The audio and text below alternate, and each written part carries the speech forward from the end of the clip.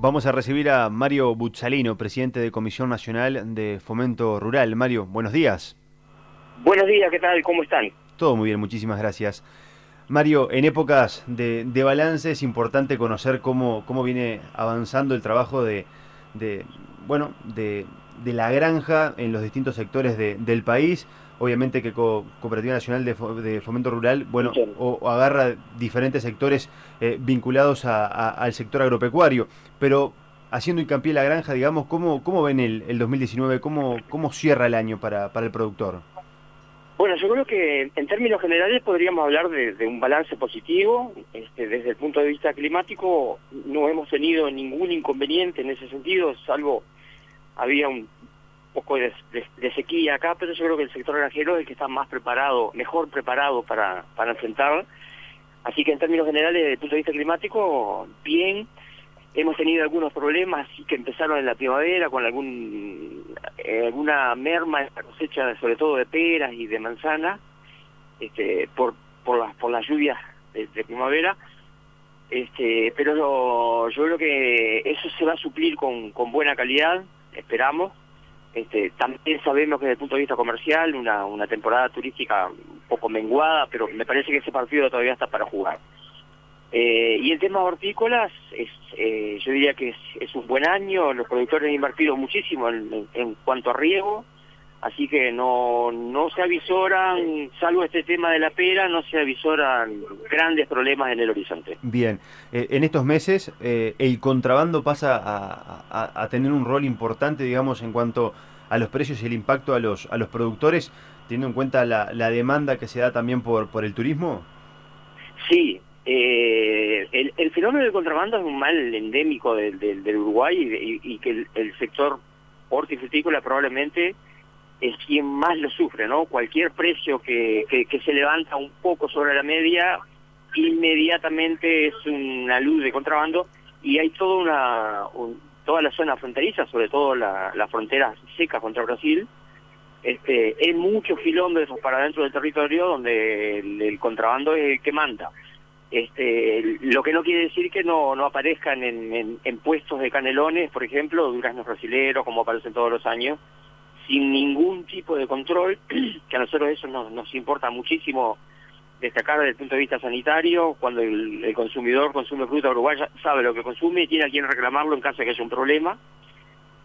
Cuando se consume contrabando no hay ninguna garantía en ese sentido, y me parece que es por el único lugar donde se podría atacar el fenómeno, que por el lado de la concientización del consumidor, ya que por los sistemas de controles convencionales, lamentablemente todos los días nos enteramos que dejan mucho que desear. Bien, ¿qué pasa con la inversión, digamos? ¿Cómo ha sido el 2019 desde el punto de vista de inversión del productor? Eh, Teniendo en cuenta que la tecnología son herramientas claves para aumentar la eficiencia también en los establecimientos. ¿Cómo ha sido el desarrollo en el 2019? Bueno, yo creo que esto va muy atado a la escala de cada empresa, ¿no? Ujú. El sector hortifrutícola tiene empresas muy chicas y hoy tiene empresas de bastante porte, tanto en horticultura como en fruticultura. En ese sentido, yo creo que hay un segmento de inversiones que han sido muy importantes, que tienen que ver con muchos programas del Ministerio, como por ejemplo el riego o las buenas prácticas agrícolas, que son proyectos que se han venido ejecutando con muchos miles de pesos. Por otro lado también, debido a la falta de mano de obra o de mano de obra calificada, muchas empresas están mecanizando procesos en todos los aspectos que la tecnología hoy provee de insumos, ¿no? En horticultura hoy, por ejemplo, un cultivo como la cebolla se ha mecanizado absolutamente, desde la siembra, que siembra directa, hasta la cosecha mecánica y la preparación y la clasificación de la cosecha. Por supuesto que no todas las empresas están en la posibilidad de hacer esto. En fruticultura también hay una cantidad de tecnología que están desarrollando con inversiones muy importantes en lo que tiene que ver con distintos manejos de los montes frutícolas, donde son inversiones muy importantes porque son equipamiento europeo, la mayor parte italianos, que probablemente son más avanzados en ese sentido, Ujú. y son inversiones importantes, ¿no? Y Y sí, ese proceso yo diría que es irreversible. La fruticultura y la horticultura acá, sin que nadie haga mucho ruido, ha tenido una transformación impresionante en los últimos años, y la mecanización es parte de esa transformación, y eso es caro y hay que invertir. Bien, y en cuanto a inversión, el acceso a los créditos, ¿cómo se viene dando?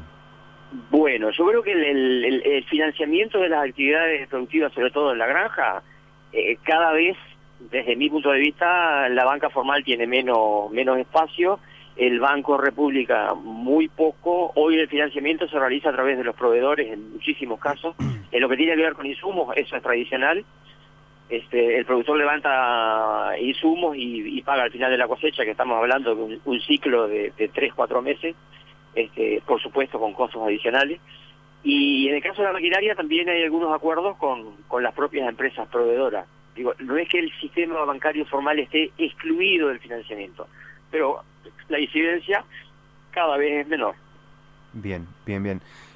Desde el punto de vista de la mano de obra, ¿cómo están viendo el recambio generacional que se están dando en los diferentes establecimientos? ¿Es importante? ¿Es un punto que genera preocupación? ¿Cómo lo analizan?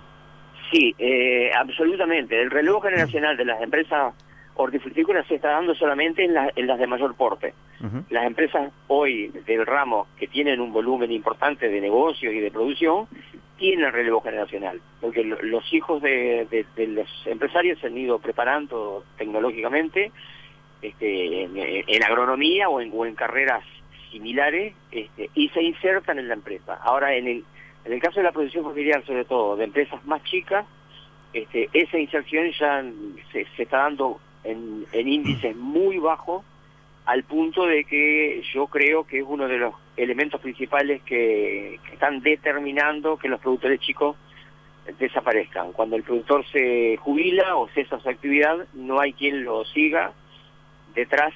La tierra donde se desarrolla la actividad vale mucho, y la granja también está sufriendo el proceso de la concentración, como cualquier otro rubro productivo del país. En cuanto al relevo generacional de la mano de obra, bueno, ahí hay una dinámica totalmente diferente. El tema de las cuadrillas vino a suplir aquella mano de obra tradicional de la familia que vivía en la unidad productiva. Hoy eso se terceriza mucho trabajo, con una inserción muy importante de inmigrantes que se han ido adaptando y que son muy bien recibidos por los productores, porque hay otra cultura de trabajo. Te diría que hasta desde el punto de vista social hay más responsabilidad, no faltan, trabajan, aprenden. Me parece que en ese sentido se han insertado muy bien.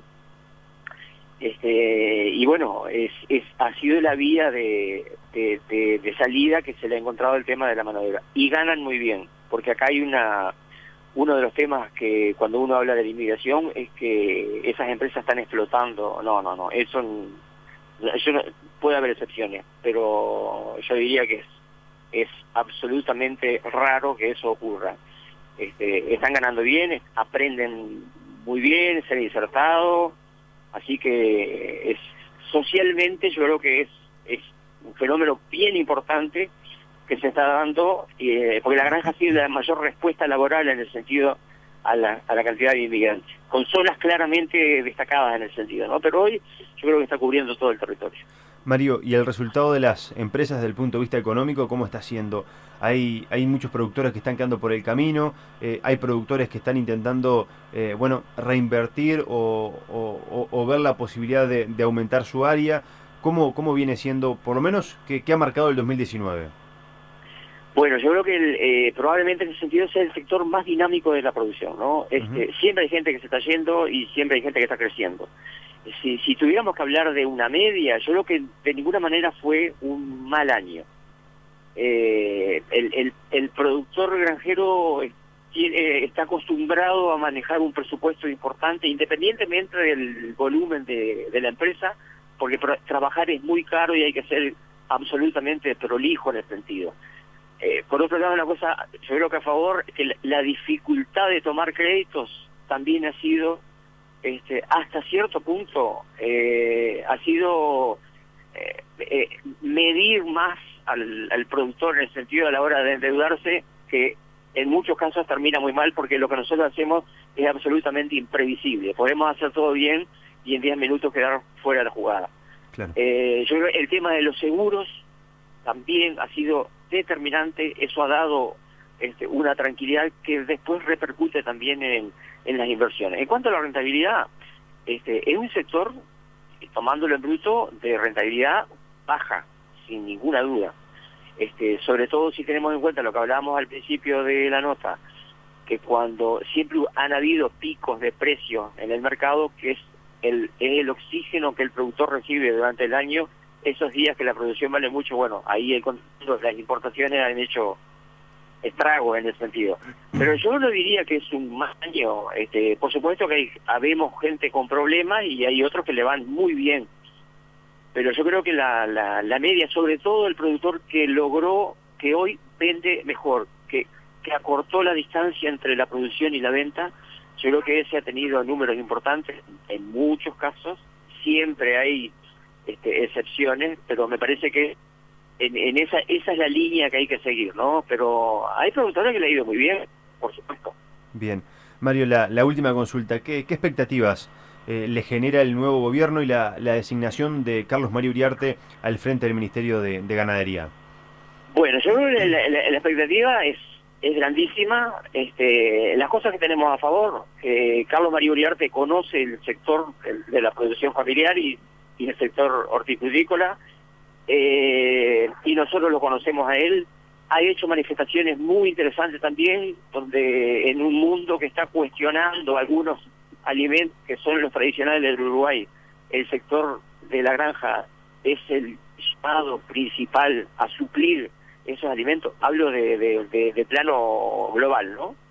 Entonces eso abre una expectativa. Digo, si el ministro tiene esa cabeza, abre una expectativa importante para la actividad de la producción granjera. Pero por otro lado, hay algunos anuncios del gobierno donde se habla de recortar o readecuar algunos proyectos, algunos gastos. Yo creo que nadie está pensando estrictamente en hacerle mal a nadie, pero bueno, hay que ver ese enfoque general del gobierno en el escenario en el que se va a tener que mover el ministro. Nosotros descontamos de la buena voluntad del ministro, ya hemos tenido 2 reuniones con él. Uh-huh.